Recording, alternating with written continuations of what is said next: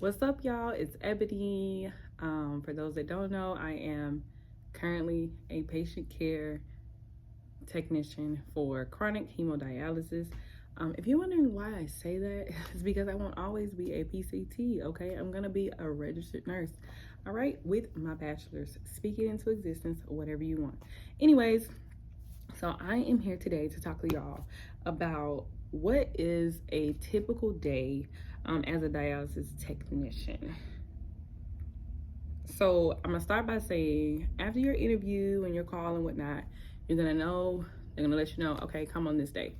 Day one, orientation, you're just kind of getting the feel of the company more so than dialysis. And then day two is kind of the same thing. The first week is kind of getting the feel of the company and minor expectations.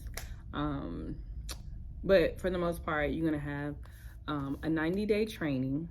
And I always say that after 90 days, to me, I feel like that's when your training really starts. So I back off. So based off how this shifts go, or once you get hired, then you typically work. I'm gonna speak from my own experience. Everywhere is different. Every clinic is different. Things are different, okay? From my own experience, you typically work 4 10+ hour shifts, especially with the country being so short-staffed right now. That's what it's gonna be when you first starting out. When I first started, that's what I was doing. 4 days of 10+ hour shifts, okay? I noticed that some nurses, when they first get hired, they have the option of 3, but we're not gonna talk about them because their shift is different. So anyways, you take the company test. Oh, so in this 90-day month, let's just talk about that. In this 90 days, let me write that down because I don't want to get distracted. 90 days. In your 90 days, they're gonna give you a folder. You're gonna have to get checked off with your preceptor on the things, right?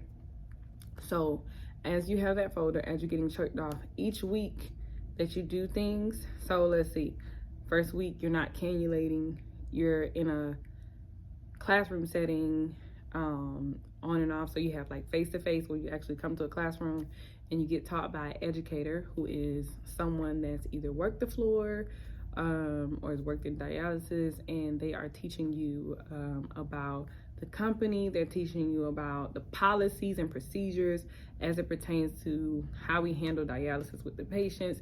They're teaching you, you're gonna even learn, you're also gonna get a book, a core curriculum book.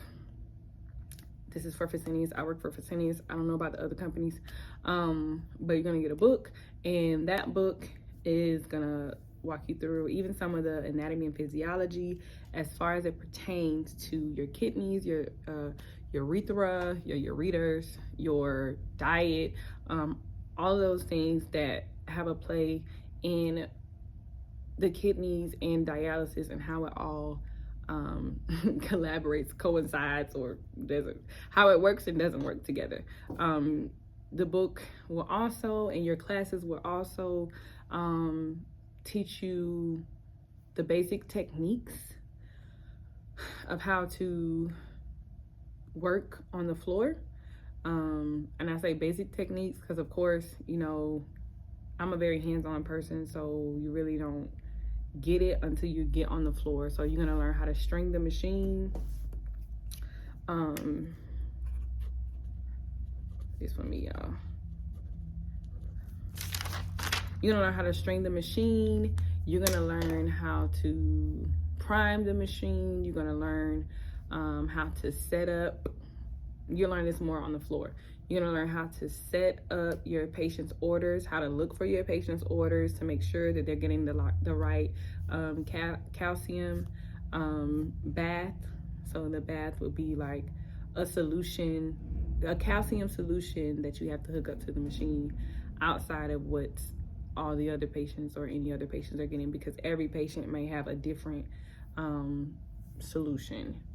All of them are going to get bicarb.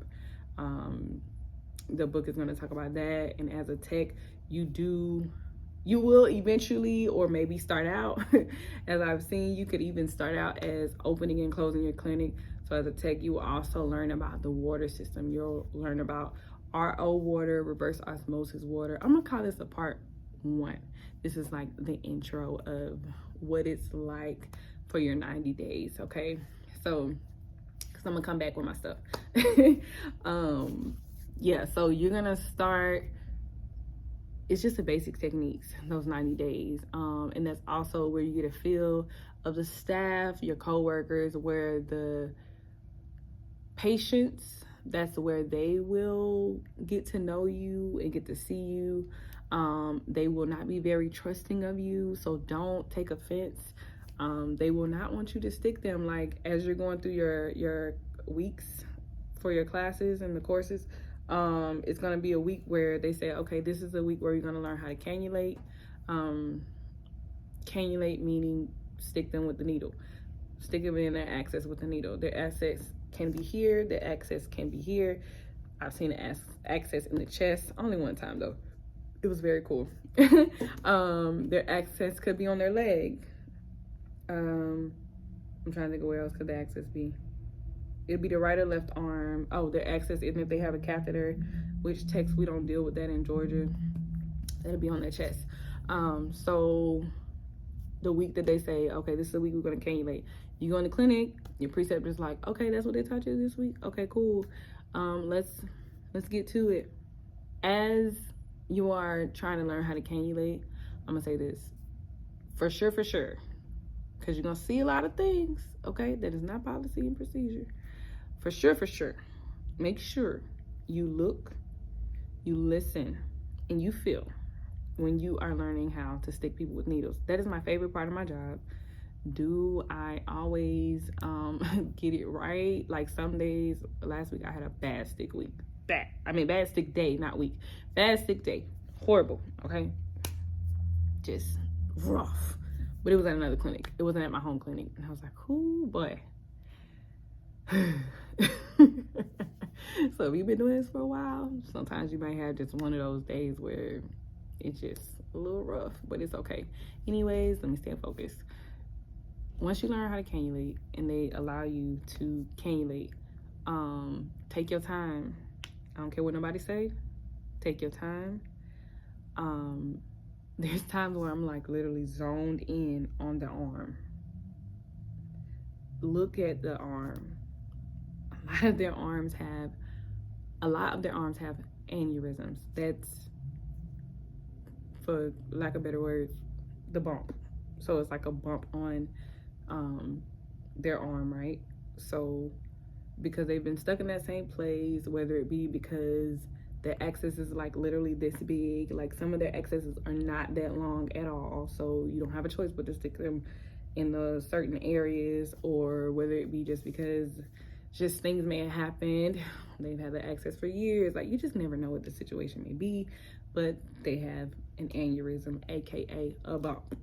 The bumps, the heels on their arms, okay? Just be careful. Listen to it. So that's a look. Listen to it with your stethoscope, okay? You're gonna hear the shoo, shoo, shoo. To me, it sounds like a storm. Some parts of the arm can sound deeper than others. And some parts it's just gonna sound like it sounds like a storm to me. A storm in the arm, where I just literally, I get real visual and just imagine the blood. I don't know if y'all seen like Osmosis Jones or certain like cartoon movies that like show the inside of the body, the Magic School Bus. I'm just naming stuff. So that's what I see. The blood just going through there, right? You want to make sure if you hear whistling, let somebody know. If you hear whistling, I'm talking about in training. We're talking about the 90-day training. This is an intro video for the 90-day training. If you hear whistling, let someone know, because that could mean that there is some thinning going on in their access, but someone needs to know so they can contact vascular or just at least keep a watch on it. I can't tell them what to do. I'm just gonna say that part, because everybody does things differently. I mean, I personally get everyone's number, so I'll contact vascular myself if they have the vascular person whose number I have. So yeah, look, listen, and then feel the direction of the access. Some of their accesses can be flat, no aneurysm, no bump, can be flat, but let's say on the arm it'll go from here to skirt, make a smooth left or right on you. Like, some of the axis looks like it's straight, but it really is a little tilt. So you literally have to, like, I would do this, you see, not too hard, because some of them sensitive, honey. So just where you actually just go up and down, where you feel it, when you feel for where to stick them at as far as their arterial or venous needle, you're gonna feel, this is what my preceptor taught me like years ago. She said, you feel the doom, doom, doom, doom. It's gonna feel like a pulse. Like, that's where you go. Make sure you don't stick them too close to like where their stitches and stuff were.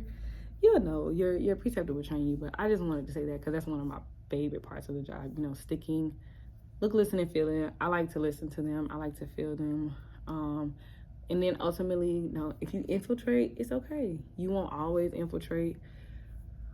You may never infiltrate. But I don't know. I've seen experienced tech infiltrate, and sometimes it's not even their fault. It's something going on with the patient's access, or the patient may have bust a move because they get real antsy once they get needles in their arm for some reason. Some of them. So once that happens, then you just have to get that ice and let someone know ASAP. So I'm gonna have to close out because I gotta go. But while you're in training, make sure you listen to your preceptor. I hope that you have a great preceptor, a knowledgeable preceptor, and a preceptor that is patient with you in your learning experience. And I will be back with part two of what to expect in your 90-day training as a patient care technician for chronic hemodialysis. Talk to you later. Bye.